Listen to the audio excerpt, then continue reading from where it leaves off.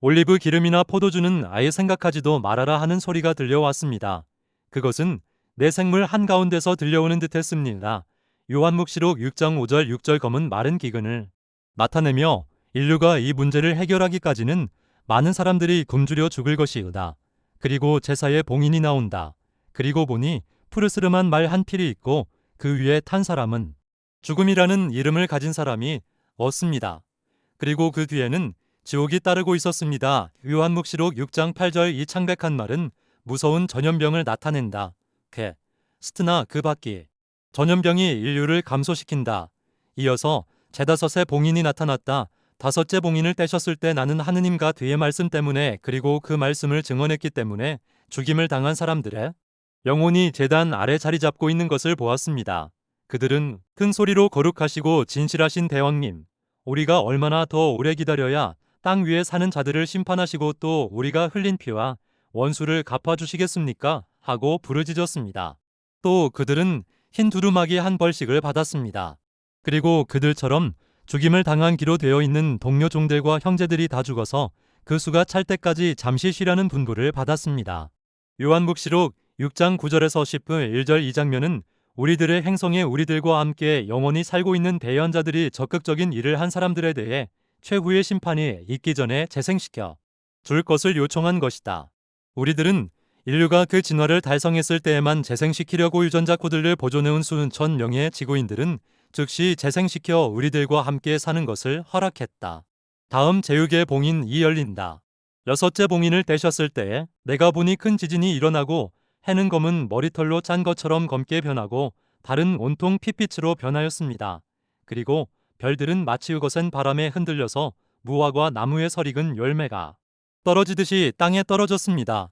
그러자 세상의 왕들과 고관들과 장성들과 부자들과 세력자들과 모든 노예와 자유인들이 동굴과 산의 바위 틈에 숨어서 요한묵시록 6장 12절에서 15절 제육의 봉인은 인류에게 있어 가장 큰 최후의 위험을 나타낸다. 이것은 인류를 완전히 전멸시킬지도 모르는 핵전쟁이다. 큰 지진이란 핵폭발 그 자체이며 검은 해란. 당신들 모두가 잘 알고 있는 버섯구름과 낙진으로 뒤덮여진 어두운 하늘과 달을 가리킨다. 두루마리가 말리는 듯한 하늘은 폭발의 열기류에 갑작스럽게 휘말리는 구름이다.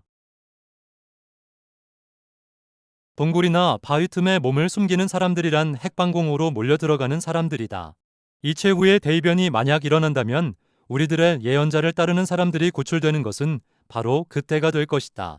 그들은 우리들의 메시지를 읽거나 듣고 그들의 세포 설계도를 전송한 사람들이다.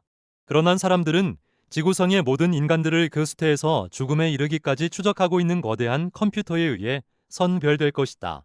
또 보니 다른 천사 하나가 살아 계신 하느님 곁의 도장을 가지고 해돋는 쪽에서 올라오고 있었습니다.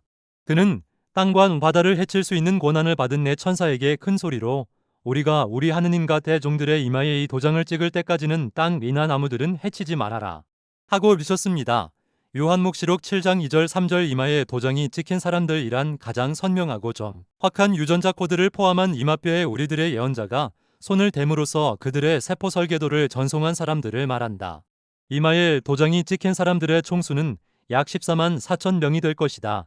이 속에는 우리들의 행성에 이미 재생된 사람들과 메시지에 대해서 알지 못하나 인류의 진보와 개화에 공헌한 사람들, 그리고 메시지를 읽은 후 나엘을 우리들의 메신저로 인정하는 사람들이 포함된다.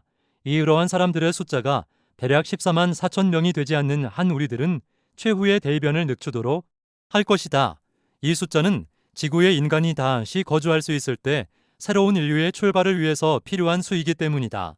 제6의 봉인이 핵무기의 발견과 최초의 사용을 나타내는다면 제7의 봉인은 최후의 대이변, 즉 지구상의 모든 생명을 전멸시킬 세계적인 핵전쟁을 나타낸다.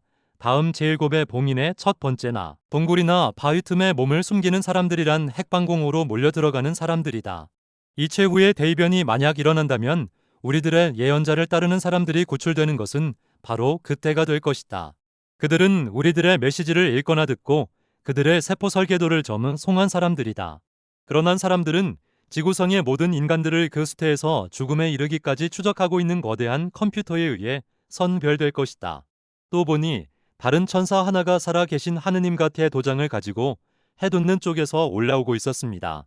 그는 땅과 바다를 해칠 수 있는 권한을 받은 내 천사에게 큰 소리로 우리가 우리 하느님과 대종들의 이마에 이 도장을 찍을 때까지는 땅 이나 나무들은 해치지 말아라 하고 외쳤습니다. 요한묵시록 7장 2절 3절 이마에 도장이 찍힌 사람들이란 가장 선명하고 그 별의 이름은 쑥이라고 합니다. 그 바람에 물의 3분의 1이 쑥이 되고 많은 사람이 그 쓴 물을 마시고 죽었습니다. 요한묵시록 8장 10절 11절 최초의 공격에 대한 반격으로 핵폭발이 일어나며 하늘로부터 큰 별인 미사일들이 모든 곳에 떨어져 식수의 대부분이 오염되고 그 물을 마시냐 많은 사람들이 죽어간다. 넷째 천사가 나팔을 불었습니다. 그러자 태양의 3분의 1과 달의 3분의 1과 별들의 3분의 1이 타격을 받아 그것들의 3분의 1이 어두워졌으며 낮의 3분의 1이 빛을 잃고 밤의 3분의 1도 마찬가지로 빛을 잃었습니다.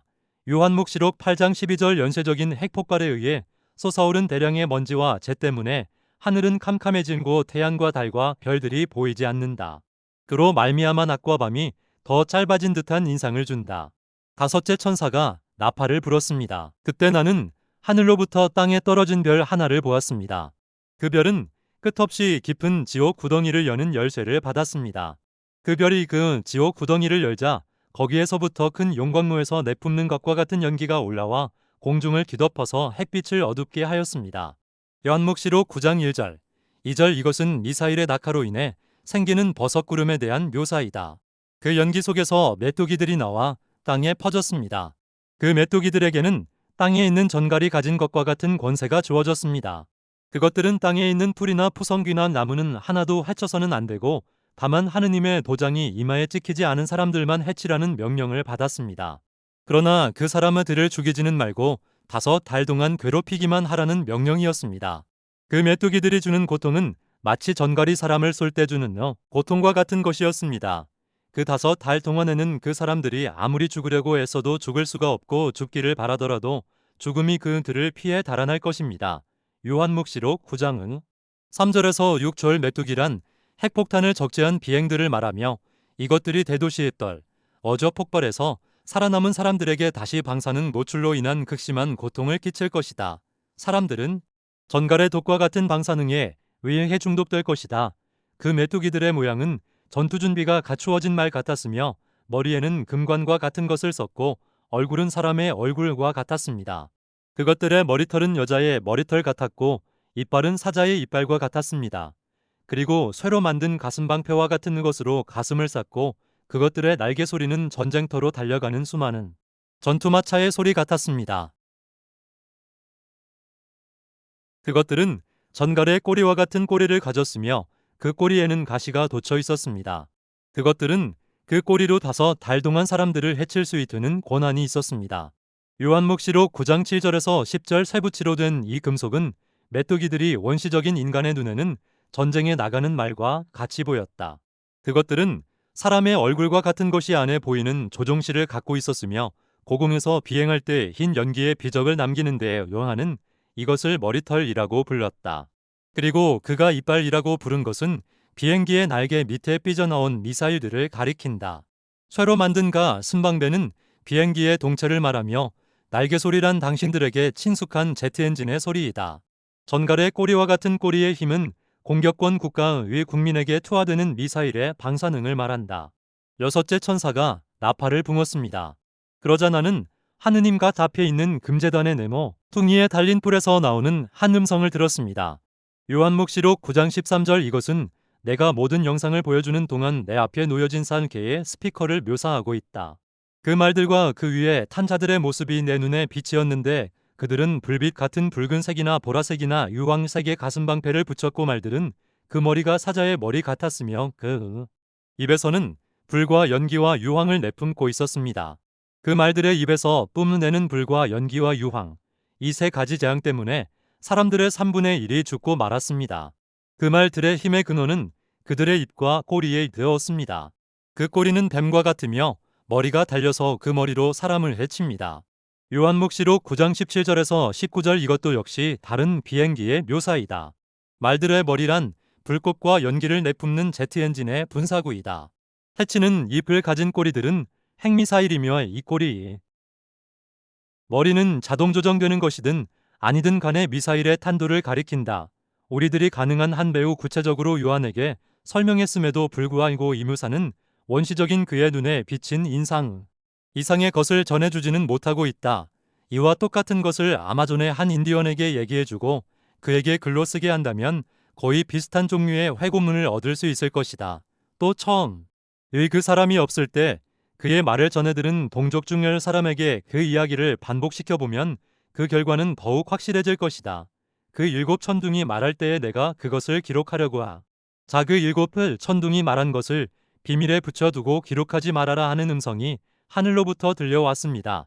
요한묵시록 10장 4절. 여기서 우리들은 요한에게 하느님 같던 없으며 우리들도 그 자신과 같은 인간들이라는 사실을 분명히 말해주었다.